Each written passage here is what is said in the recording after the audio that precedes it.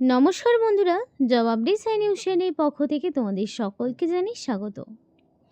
তো আজকে তোমাদের প্রত্যেকের জন্য রয়েছে একটি গ্রেট অপরচুনিটি, যে অপরচুনিটি তোমাদেরকে দেওয়া হচ্ছে বিএলআরওর অফিসের পক্ষ থেকে, অর্থাৎ ভূমি দপ্তরের পক্ষ থেকে তোমাদের সম্পূর্ণ একটি নতুন নোটিফিকেশন জারি হলো, যেখানে শুধুমাত্র 5 নম্বরের ইন্টারভিউ দিয়ে তোমরা নিযুক্ত হতে পারবে। এবং এখানে তোমাদের একদম বেসিক মাধ্যমিক পাস থেকে শুরু হচ্ছে, মানে মাধ্যমিক যদি মিনিমাম তোমার কোয়ালিফিকেশন হয়ে থাকে তাহলেই তুমি এখানে অ্যাপ্লিকেশন করতে পারবে।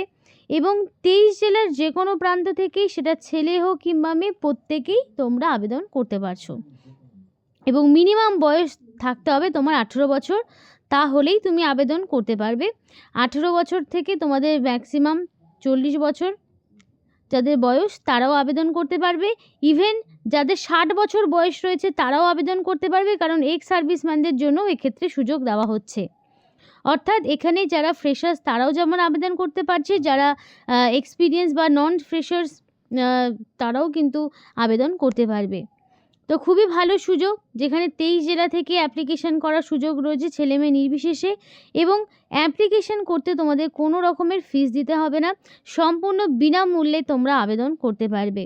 আর এই ভিডিওতে সেই সম্পূর্ণটা আলোচনা করব, কি পোস্টে কি কোয়ালিফিকেশানে কোথায় নিয়োগটি করা হচ্ছে সম্পূর্ণ শেয়ার করব। কিন্তু ডিটেলস বলার আগে তোমাদের প্রত্যেকের কাছে একটাই রিকোয়েস্ট জানাবো, যে যারা এখনও আমাদের এই চ্যানেলটিকে সাবস্ক্রাইব করোনি তারা ঝটপট চ্যানেলটিকে সাবস্ক্রাইব করে পাশে থাকা বেল আইকনটি ক্লিক করে দিও, যাতে করে পরবর্তী সমস্ত ইনফরমেশান পেয়ে যেতে পারো।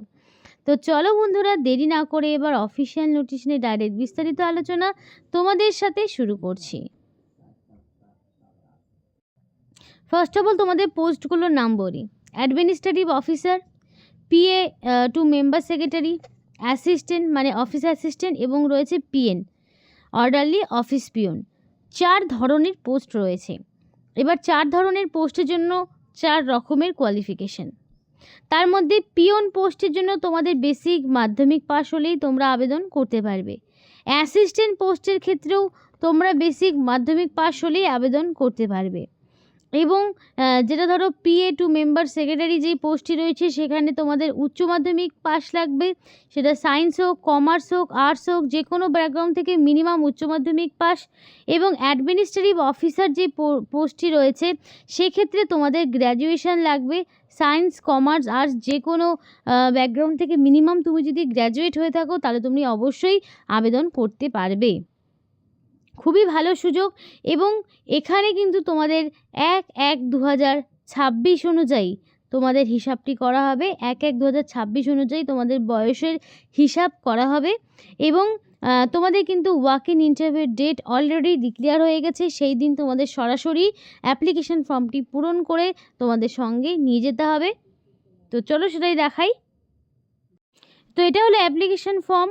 দেখো ফরম্যাটটি রয়েছে এখানে। এই ফরম্যাটটি তোমরা যে অফিসিয়াল ওয়েবসাইট রয়েছে, যেখানকার নোটিফিকেশানে আজকে কথা বলছি, তোমাদের বলে রাখি 23 জেলা থেকেই কিন্তু আবেদন করতে পারবে। এবার তোমরা অবশ্যই ঝটপট তোমাদের জেলার নাম আমাদেরকে কমেন্ট করে জানাও। এমন অনেকেই রয়েছে যারা নিজ ডিস্ট্রিক্ট ছাড়া অন্য ডিস্ট্রিক্টে যেতে ইচ্ছুক নও, এমন অনেকেই রয়েছে যে লোকাল ডিস্ট্রিক্টে কাজ করবে।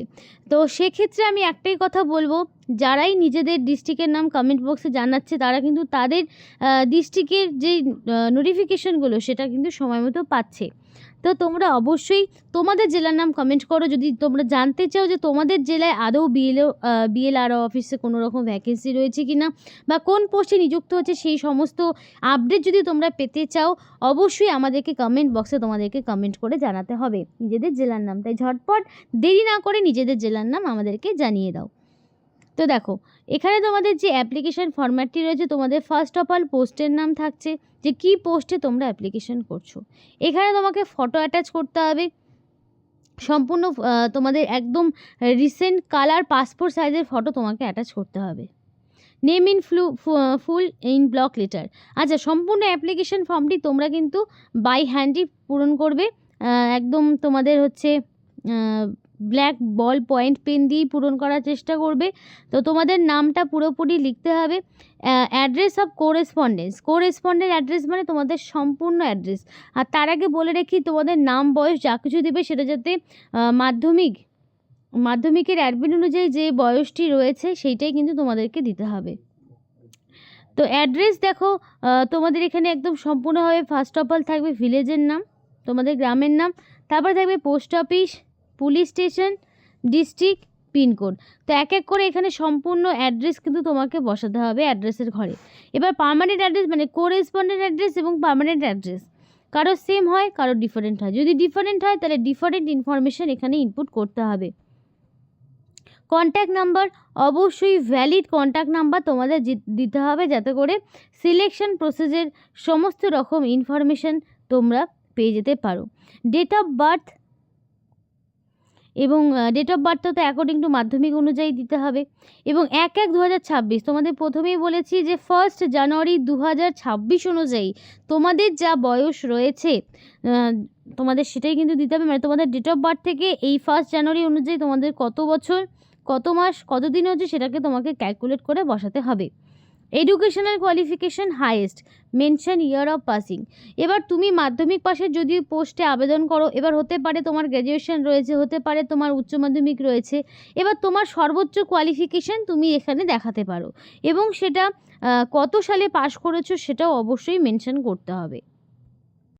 তারপরে এখানে তোমাকে একটা সিগনেচার করতে হবে, রানিং হ্যান্ড রাইটিংয়ে ফুল সিগনেচার করবে আর ডেট দিয়ে দেবে। এবং কি কি ডকুমেন্টস দিতে হবে এক এক করে আমি সেগুলো তোমাকে বলছি, তোমরা লিস্ট ডাউন করে নাও।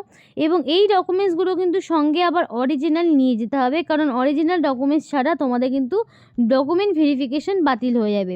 তাই এই ডকুমেন্টসগুলো যেমন তোমরা সরাসরি নিয়ে যাবে, তেমনই কিন্তু আবার জেরক্স কপি, প্রত্যেকটির 1 কপি করে জেরক্স, সাথে এই ফর্মের সাথেও আর 1 কপি করে জেরক্স অ্যাটাচ করে নিয়ে যাবে এবং প্রত্যেকটি সেলফ অ্যাটাস্টেড করতে হবে।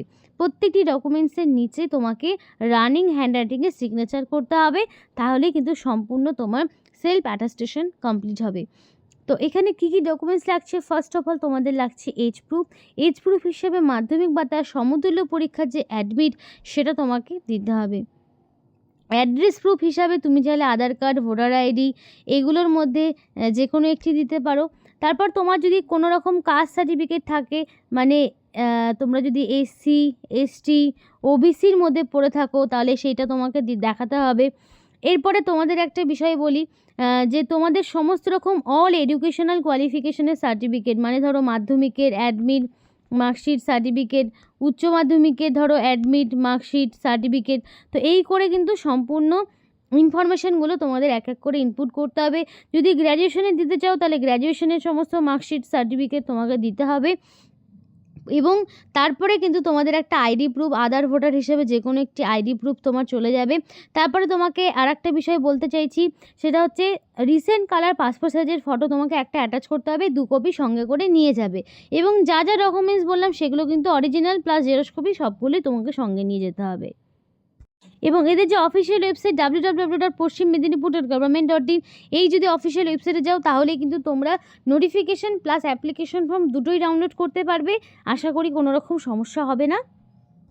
এবং এখানে কিন্তু সম্পূর্ণ ঠিকানা বলে দেওয়া রয়েছে যে কোথায় তোমাদের ইন্টারভিউ দিতে যেতে হবে, সেই ভেন্যু সম্পূর্ণভাবে বলে দেওয়া রয়েছে।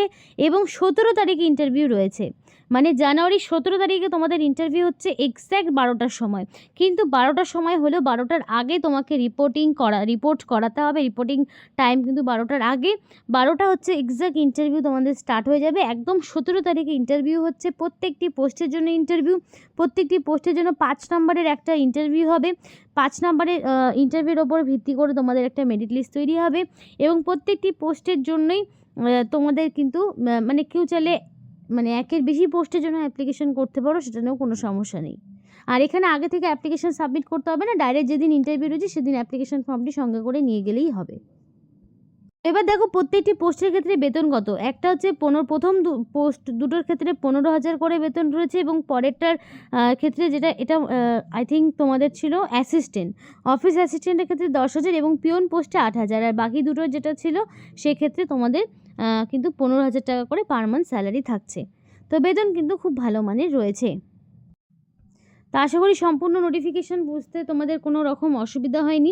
আর আগে থেকে বারবার বলছি, কোনো রকম কিন্তু ফিজের ব্যাপার নেই, অ্যাপ্লিকেশান জমা দেওয়ারও ব্যাপার নেই। সরাসরি ফর্মটি ফিল আপ করে 17 তারিখে তোমাদের হাজির হতে হবে, যে ঠিকানাটা তোমাদেরকে দেখাতে হলো। তো যারা এখনও কমেন্টস করোনি তারা ঝটপট কমেন্ট করে জানাও তোমাদের জেলা নাম। আর ভিডিওটি যদি পছন্দ হয়ে থাকে অবশ্যই লাইক করো এবং চ্যানেলটিকে সাবস্ক্রাইব করে আমাদের সাপোর্ট করো। আমাদের সাথে থেকো, পাশে থেকো। আর ভিডিওটি সম্পূর্ণ দেখার জন্য তোমাদের সকলকে জানাই অসংখ্য ধন্যবাদ।